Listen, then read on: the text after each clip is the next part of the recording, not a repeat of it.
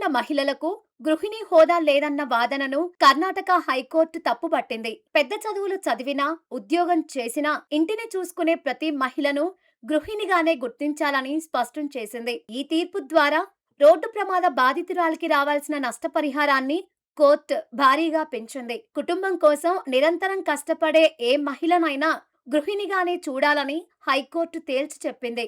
ఆ మహిళకు డిగ్రీలు, పీజీలు, డాక్టరేట్లు వంటి పెద్ద చదువులు ఉన్నప్పటికీ ఈ సూత్రం వర్తిస్తుందని స్పష్టం చేసింది. ఉద్యోగం చేసే మహిళలు లేదా ప్రొఫెషనల్స్ అయినా సరే ఇంటికి వచ్చి కుటుంబ బాగోగులు చూసుకుంటున్నంత కాలం వారిని గృహిణులుగానే పరిగణించాలని కోర్టు వెల్లడించింది. అంతేకాదు, ఇంటి పనులు చూసుకునే పురుషులు కూడా ఈ హోమ్ మేకర్స్ పరిధిలోకి వస్తారని న్యాయస్థానం స్పష్టం చేసింది.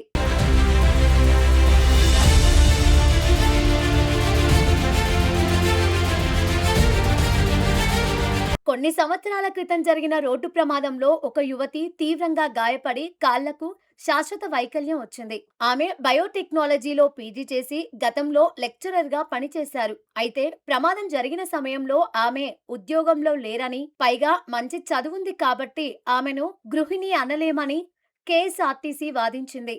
ట్రిబ్యునల్ కూడా ఆమెకు పూర్తి పరిహారం ఇవ్వడానికి నిరాకరించింది. దీనిపై బాధితురాలు హైకోర్టును ఆశ్రయించారు. ఉన్నత చదువులు ఉన్నాయనే కారణంతో బాధితురాలిని గృహిణి కాదనలేమని కేఎస్ఆర్టీసీ వాదనను కోర్టు కొట్టివేసింది. కుటుంబం కోసం చేసే ఉచిత గృహ సేవలకు కూడా మంచి ఆర్థిక విలువ ఉంటుందని స్పష్టం చేసింది. ప్రమాదం వల్ల ఆ సేవలు అందించే శక్తిని కోల్పోయినప్పుడు బాధితురాలికి తగిన పరిహారం చెల్లించాల్సిందేనని తేల్చి చెప్పింది. ఉద్యోగంలో లేరనే సాకుతో పరిహారం తగ్గించడం సరికాదని స్పష్టం చేసింది. కర్ణాటక లీగల్ సర్వీసెస్ అథారిటీ నిబంధనల ప్రకారం ఆమె నామమాత్రపు ఆదాయాన్ని నెలకు 8,000గా లెక్కగట్టింది.